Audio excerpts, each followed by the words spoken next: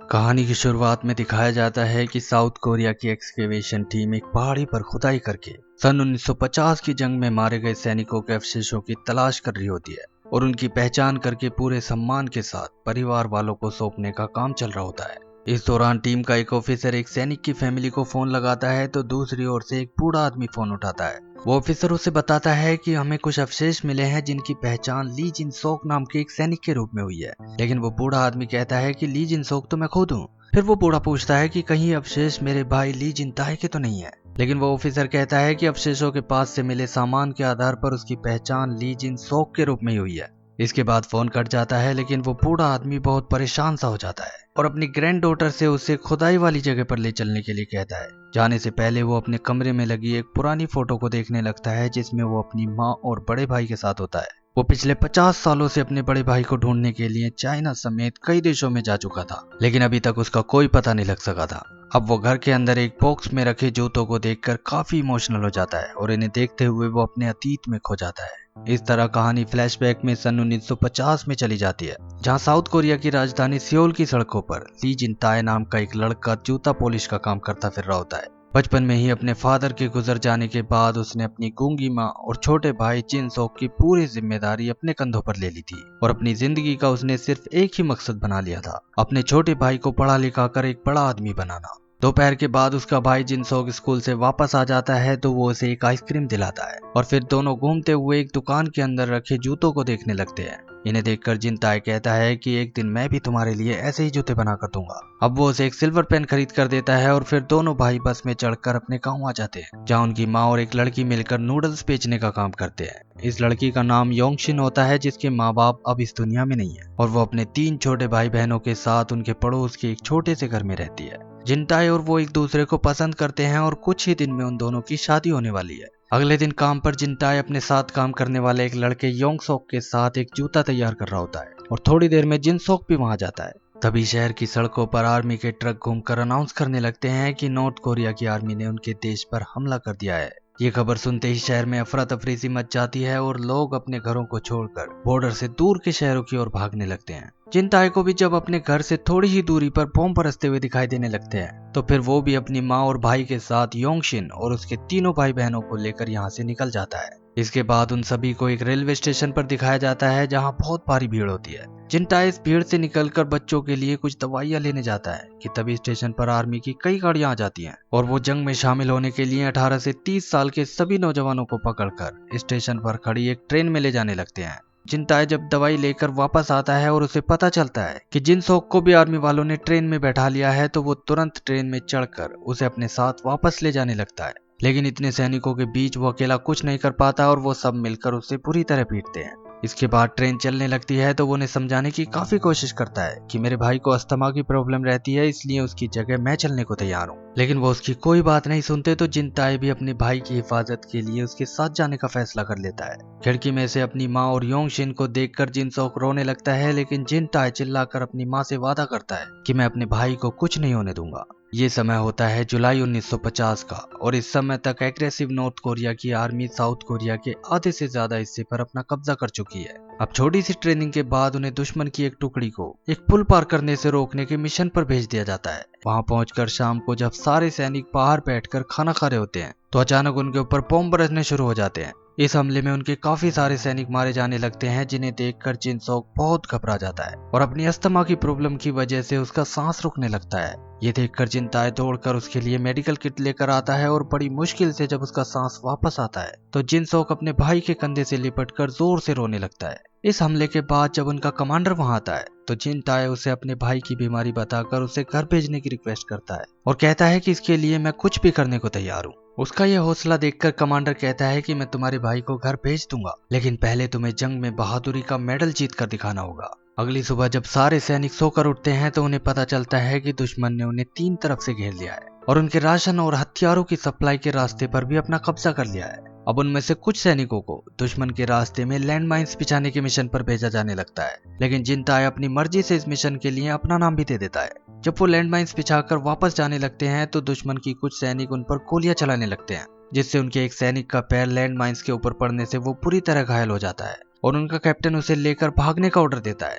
लेकिन इस दौरान जिनताई एक अच्छी जगह पोजीशन लेकर दुश्मन के आधे से ज्यादा सैनिकों को अकेला ही मार देता है। वो उन सबको मारना चाहता था, लेकिन उसे भी अपने कैप्टन का ऑर्डर मानकर उनके साथ वापस जाना पड़ता है। अब जिनसोक उसे सही सलामत देखकर चैन की सांस लेता है, लेकिन वो इस मिशन पर जाने को लेकर उसके ऊपर बहुत गुस्सा होता है, क्योंकि उसका नाम इस मिशन में था भी नहीं और वो चाहता तो यहीं कैंप में रह सकता था। जिनताई उसके गुस्से को देखकर कह देता है कि अब मैं ऐसा नहीं करूंगा, लेकिन असल में वो उसे टाल रहा था। वो बस किसी ऐसे मौके की तलाश में था जिससे दुश्मन के खिलाफ कोई बड़ा कारनामा करके वो बहादुरी का मेडल हासिल कर सके और अपने छोटे भाई जिनसोक को सही सलामत घर भेज सके, जैसा कि उसके कमांडर ने उससे वादा किया था। अब कई दिन बीत जाते हैं और राशन पानी खत्म होने से सारे सैनिक भूख प्यास से बेचैन होने लगते हैं, क्योंकि जिस रास्ते से उनके लिए सप्लाई आनी थी उस पर दुश्मन के सैनिक कब्जा करके बैठ गए थे। और असल में दुश्मन का प्लान भी यही था, वो उन्हें गोली से नहीं बल्कि भूख प्यास से तड़पाकर सरेंडर करने पर मजबूर करना चाहता था। तभी कैंप के अंदर एक घायल सैनिक दूसरे सभी घायल सैनिकों को गोलियों से भूनकर अपने आप को भी गोली मार लेता है, क्योंकि सही इलाज और ढंग का खाना न मिलने से सारे घायल सैनिक तड़प तड़प कर मर रहे थे और अपनी टुकड़ी के ऊपर एक बोझ बनकर रह गए थे। इस घटना से सबको लगने लगता है कि एक एक कर वो सभी मारे जाएंगे, चाहे फिर भूख से मरे या दुश्मन की गोली से। तभी जिनताई आगे आकर कहता है कि अगर मरना ही है तो क्यों न लड़कर मरे। वो कहता है कि हमें अपनी बची हुई पूरी ताकत का इस्तेमाल करके दुश्मन पर हमला करना चाहिए, क्योंकि इसके अलावा हमारे पास कोई दूसरा ऑप्शन नहीं है। उनका कैप्टन कहता है कि दुश्मन हमसे बहुत ज्यादा है, लेकिन जिनताई की बातों से सारे सैनिकों में जोश भर जाता है और वो सब लड़ने को तैयार हो जाते हैं। अब रात को वो सब हमला करने के लिए चल देते हैं, लेकिन जिनसोक को उनका कैप्टन इस मिशन पर ले जाने से मना करने लगता है, क्योंकि उसके भाई ने उससे इसके लिए रिक्वेस्ट की होती है। मगर जितनी फिक्र बड़े भाई को छोटे भाई की थी, उतनी ही छोटे भाई को भी अपने बड़े भाई की फिक्र थी। जिनसोक कहता है कि मैं अपने भाई को अकेला नहीं छोड़ सकता, और इस तरह वो भी उनके पीछे चला जाता है। अब वो सब छापा मार युद्ध की तकनीक का इस्तेमाल करके आराम से बैठे दुश्मन के सैनिकों पर ताबड़तोड़ गोलियां और बम बरसाने शुरू कर देते हैं। लेकिन दुश्मन की संख्या काफी ज्यादा थी, इसलिए अब उनमें आमने सामने की लड़ाई शुरू हो जाती है। इस बीच जिनताई नोटिस करता है कि उनके पास तो गिनती के थोड़े से हथियार हैं, जबकि दुश्मन के बंकर में हथियारों का एक बहुत बड़ा जखीरा पड़ा है। उसे लगता है कि आमने सामने की लड़ाई में वो ज्यादा देर दुश्मन के सामने नहीं टिक पाएंगे, इसलिए अब वो अपनी जान पर खेलकर दुश्मन के बंकर की ओर जाने लगता है। जिनसोक दूर से ये देख लेता है और दुश्मन पर गोलियां चलाकर अपने भाई को कवर देने की कोशिश करता है, लेकिन बंकर की ओर भागते हुए जिनताई को एक गोली फिर भी लग जाती है। जिनसोक ये देखकर डर जाता है और अपने भाई को बचाने के लिए वो भी बंकर की ओर जाने की कोशिश करता है, लेकिन दूसरे सैनिक उसे जानबूझकर मौत के मुंह में नहीं जाने देते। सबको लगता है कि दुश्मन के बीच से अब जिनताई बचकर नहीं आ पाएगा, लेकिन बाजू में गोली लगने के बाद भी वो चालाकी से बंकर के अंदर चला जाता है और अंदर से गोलियां चला रहे सैनिकों को मारने के बाद पूरे बंकर में तेल छिड़क कर आग लगा देता है, जिससे वहां बहुत बड़ा धमाका होता है। और इस तरह बंकर के तबाह होते ही दुश्मन के बचे हुए सारे सैनिक हथियार डालकर सरेंडर कर देते हैं। लड़ाई के बाद जिनसोक काफी वक्त तक अपने भाई को ढूंढता रहता है, क्योंकि उसे नहीं पता था कि जिनताई के साथ क्या हुआ है और वो जिंदा भी है या नहीं। लेकिन सुबह को जब वो कैंप पहुंचता है तो जिनताई उसे देखते ही अपने सीने से लगा लेता है, क्योंकि वो भी जिनसोक की सलामती को लेकर डरा हुआ था। लेकिन जिनसोक बहुत गुस्से में होता है। वो समझ गया था कि जिनताई उसे घर भेजने के लिए मेडल हासिल करना चाहता है, लेकिन वो उससे कहता है कि अगर मेडल हासिल करने में तुम्हें कुछ हो गया तो मैं अपनी माँ और योंगशिन को क्या मुंह दिखाऊंगा। जिनताई उसे प्यार से समझाने लगता है कि तभी उनका कमांडर यहाँ आकर सबको उनकी बहादुरी और जीत के लिए बधाई देता है। लेकिन सबसे ज्यादा वो जिनताई की बहादुरी से इम्प्रेस था। वो उन्हें एक अच्छी खबर सुनाता है कि अब अमेरिका की आर्मी भी उनका साथ देने के लिए आ गई है और दुश्मन को पीछे हटने पर मजबूर होना पड़ रहा है। इसके बाद उनकी पूरी टुकड़ी को राजधानी सियोल में बुलाकर सम्मानित किया जाता है और जिनताई की बहादुरी के लिए उसे अपनी टुकड़ी का कैप्टन बना दिया जाता है। लेकिन युद्ध अभी खत्म नहीं हुआ था और शाम को फिर से उन्हें किसी दूसरे मिशन पर जाना था। उस दिन शाम को जिनसोक अपने घर भेजने के लिए एक लेटर लिखता है और वो जिनताई से भी कुछ लिखने के लिए पूछता है, लेकिन तभी जिनताई को उसका कमांडर आवाज देकर बुला लेता है और वो उसके साथ जीत की पार्टी में चला जाता है। इसके बाद अक्टूबर 1950 में दिखाया जाता है कि अमेरिका की मदद से साउथ कोरिया की आर्मी नॉर्थ कोरिया की राजधानी प्योंगयांग तक अपना कब्जा कर लेती है। यहाँ एक भयंकर लड़ाई के बाद जिनताई नॉर्थ कोरियन आर्मी के कमांडर को भागते हुए देखता है तो वो अपने 2 सैनिकों को साथ लेकर उसे पकड़ने के लिए जाने लगता है। जिनसोक उसे समझाता है कि आगे हमारी दूसरी टुकड़ी उस कमांडर को पकड़ लेगी, लेकिन वो नहीं मानता और उस कमांडर का पीछा करके उसे पकड़ लेता है। लेकिन इस ऑपरेशन में योंगमैन नाम के उसके एक सैनिक की गोली लगने से मौत हो जाती है अब जिनताए अपने उस सैनिक को देखने की बजाय जोर जोर से चिल्लाकर कहने लगता है कि उस कमांडर को मैंने पकड़ा है। जिनसोक ये देखकर समझ जाता है कि जिनताए ऐसा इसलिए कर रहा है जिससे दुश्मन के कमांडर को जिंदा पकड़ने के लिए उसे मेडल मिल जाए। लेकिन उसकी इस हरकत से जिनसोक को बहुत तेज गुस्सा आता है और वो कहता है कि तुम सिर्फ अपने भाई के बारे में ही क्यों सोचते हो? क्या योंगमैन किसी का भाई नहीं था जिसे तुमने मेडल हासिल करने के लिए मरवा दिया? फिर वो गुस्से में कहता है कि तुम मेडल मुझे घर भेजने के लिए नहीं बल्कि इसलिए हासिल करना चाहते हो क्योंकि तुम्हें अपने कमांडरों के साथ पार्टी करने में मजा आने लगा है और इसके लिए तुम अपनी माँ और योंगशिन को भी भूल गए हो। क्या तुम्हें जरा सा भी एहसास है कि अगर तुम्हें कुछ हो गया तो उन पर क्या गुजरेगी? जिनताए चुपचाप ये सब सुनता रहता है और कुछ नहीं कहता। उसे बस जिनसोक को सही सलामत घर भेजना था, चाहे इसके लिए उसे कोई भी हद पार करनी पड़े। लेकिन जिनसोक चाहता था कि वो दोनों ही भाई सही सलामत घर वापस जाएं। इसके बाद अगले मिशन पर उन्हें एक गांव में आम नागरिकों की बहुत सारी लाशें पड़ी हुई मिलती हैं। दुश्मनों ने पूरे गांव में किसी को भी नहीं छोड़ा था, लेकिन ये एक ट्रैप होता है और वहां पहले से लगे एक बॉम्ब के फटने से उनके कई सैनिक घायल हो जाते हैं। ये देखकर वो सब गुस्से से भर जाते हैं और अगली लड़ाई में वो दुश्मन के सैनिकों को चुन चुन कर मारते हैं। जिनसोक इस लड़ाई में भी दुश्मन के एक सैनिक के कान के पास गोली चलाकर उसकी जान बख्श देता है। लेकिन जिनताए और दूसरे सिपाही किसी को नहीं छोड़ते, यहाँ तक कि वो सरेंडर किए हुए सैनिकों को भी लाइन में लगाकर गोलियों से भून देते हैं। अगली सुबह वो एक और मिशन पर जाकर कुछ छिपे हुए सैनिकों को पकड़ लेते हैं, लेकिन जिनसोक उनमें से एक को देखकर हैरान रह जाता है क्योंकि ये कोई और नहीं बल्कि जिनताए के साथ काम करने वाला उसका दोस्त योंगसोक होता है, जो रोते हुए बताता है कि नॉर्थ कोरिया की आर्मी ने जबरदस्ती उसे अपने साथ लड़ने के लिए मजबूर किया था, वरना वो उसे मार डालते। जिनताए उसकी बात का यकीन नहीं करता और उन सबको मारने का ऑर्डर दे देता है। लेकिन जिनसोक उसके आगे खड़ा हो जाता है और धमकी देता है कि अगर तुमने उनमें से किसी एक को भी मारा तो मैं हेडक्वार्टर में इसकी शिकायत कर दूंगा। आखिर जिनताए को उसके आगे झुकना ही पड़ता है और वो योंगसोक समेत उन सबको बंदी बनाकर अपने साथ ले चलते हैं। इसके बाद एक जगह पहुंचकर वो कैंप लगा लेते हैं, लेकिन यहाँ वो उन कैदियों से एक गड्ढा खुदवाकर उन्हें आपस में लड़वाने लगते हैं और हारने वाले को 2 दिनों तक भूखा रखने का ऐलान करते हैं। ये देखकर जिनसोक भी उस गड्ढे में कूद जाता है और उनमें से एक कैदी को पकड़कर उससे तब तक लड़ता रहता है जब तक वो खुद भी खून से लथपथ नहीं हो जाता। ये देखकर वहां सन्नाटा छा जाता है और जिनताए समझ जाता है कि जिनसोक ऐसा क्यों कर रहा था। नफरत की आग में जलकर जिनताए लगातार युद्ध के नियमों को तोड़े जा रहा था, इसलिए जिनसोक उसे एहसास दिलाना चाहता था कि उसके भाई की तरह ही युद्ध में पकड़े गए कैदी भी किसी के भाई हैं और उन पर इस तरह बेवजह जुल्म करना किसी भी तरह ठीक नहीं है। अगले दिन वो रेडियो पर खबर सुनते हैं कि जल्द ही जंग खत्म हो जाएगी क्योंकि नॉर्थ कोरिया के पास अब लड़ने की ताकत नहीं बची है। इसके साथ ही उन्हें ये खबर भी मिलती है कि कल उनका कमांडर यहाँ आकर जिनताए को मेडल देगा। इस खबर से जिनताए बहुत खुश हो जाता है और जिनसोक से कहता है कि तुम अब घर जाकर फिर से स्कूल जा सकोगे। लेकिन जिनसोक घर जाने से मना कर देता है और कहता है कि मैं तुमसे और तुम्हारी सोच से नफरत करता हूँ। जिनताए कहता है कि मुझे फर्क नहीं पड़ता कि तुम क्या सोचते हो, मैं बस किसी भी हालत में तुम्हें घर भेज कर रहूंगा। दोनों भाइयों की इस बहस के बीच अचानक युद्ध का सायरन बजने लगता है और नॉर्थ कोरिया का साथ देने के लिए आई चाइना की एक बहुत बड़ी आर्मी उनके ऊपर बॉम्ब बरसाने लगती है। इतनी बड़ी आर्मी को देखकर वो पीछे हटने लगते हैं कि तभी इस भगदड़ का फायदा उठाकर एक कैदी उनके एक ऑफिसर को गोली मार देता है और एक दूसरे सैनिक की गर्दन पर चाकू रखकर भागने की कोशिश करने लगता है। लेकिन जिनताए सीधे उसके सर पर गोली मारता है और अब वो गुस्से में योंगसोक समेत सारे कैदियों को गोली मरवा देता है। ये देखकर जिनसोक गुस्से में उससे लिपटकर उसे मारने लगता है, लेकिन दूसरे सैनिक उसे पकड़कर अलग कर देते हैं। अब लगातार पीछे हटते हुए साउथ कोरिया की आर्मी दिसंबर 1950 तक नॉर्थ कोरिया से बाहर निकल जाती है। जिनताए भी अपनी टुकड़ी के साथ राजधानी सियोल के पास पहुंचता है तो यहाँ उनका कमांडर उसे बहादुरी का मेडल देता है और कहता है कि मैं जल्द ही तुम्हारे भाई को घर भेजने के लिए हेडक्वार्टर में बात करूंगा।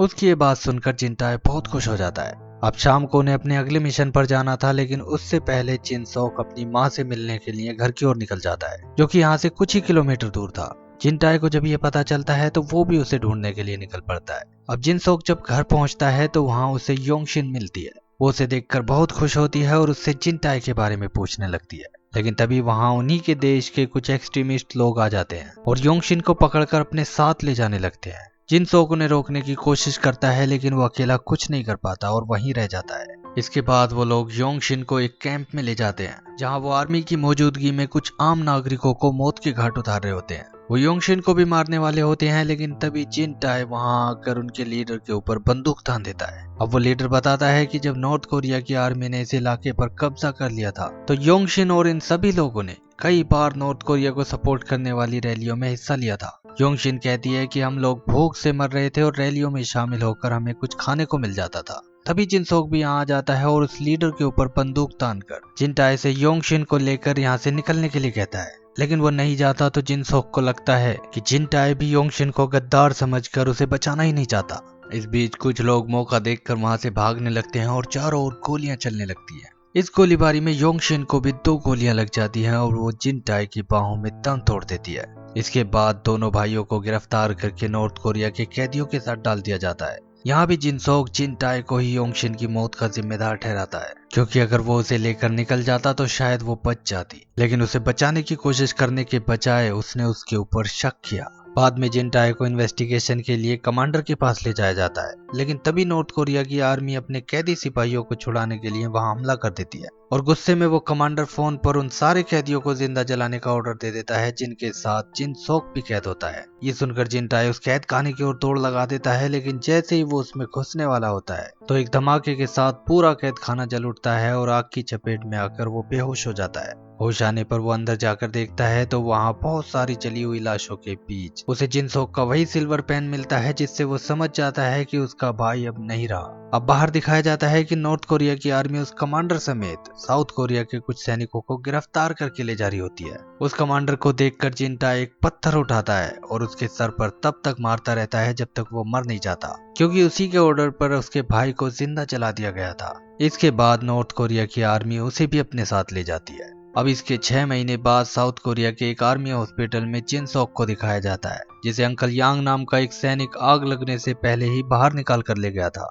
अंकल यांग आज उसे जिनटाई का एक लेटर दिखाता है जो उसने अपनी माँ के लिए लिखा था, लेकिन जंग की वजह से वो इसे भेज नहीं पाया था। जिनसोक वो लेटर ले लेता है, लेकिन वो जिनटाई के बारे में कोई बात नहीं करना चाहता क्योंकि वो उससे नफरत करने लगा था। अब 2 आर्मी ऑफिसर जिनसोक से पूछताछ करते हैं और उसे जिनटाई की एक फोटो दिखाकर कहते हैं कि वो नॉर्थ कोरिया की आर्मी में शामिल होकर बॉर्डर पर अपने ही देश के खिलाफ लड़ रहा है। जिनसोक कहता है कि जिनटाई के जीने या मरने से मुझे कोई फर्क नहीं पड़ता, क्योंकि जिस जिनटाई को मैं जानता था वो तो मेरा सीधा साधा भाई था जिसके लिए उसके परिवार से बढ़कर कुछ भी नहीं था। इन्वेस्टिगेशन के बाद जिनसोक को घर जाने की परमिशन मिल जाती है, लेकिन जाने से पहले रात को वो जिनटाई का लेटर पढ़ने लगता है। इस लेटर को पढ़कर उसे पता चलता है कि उसका भाई अपनी माँ और योंगशिन से कितना प्यार करता था और वो भी उनके पास घर वापस जाना चाहता था, लेकिन सबसे पहले वो अपने भाई को घर भेजना चाहता था। लेटर पढ़कर जिनसोक की आंखों में आंसू आ जाते हैं और अगले दिन वो अपने भाई को ढूंढने के लिए फिर से बॉर्डर पर चला जाता है और चुपके से नॉर्थ कोरिया की आर्मी के पास जाकर सरेंडर कर देता है। वो उनसे अपने भाई के बारे में पूछता है, लेकिन नॉर्थ कोरिया के ऑफिसर जासूस समझकर उससे पूछताछ करने लगते हैं। तभी वहां हमला हो जाता है और अब दोनों देशों की आर्मी के बीच आमने सामने की लड़ाई शुरू हो जाती है। इस दौरान जिनसोक नॉर्थ कोरिया के सैनिकों से बचते हुए अपने भाई को ही ढूंढता रहता है।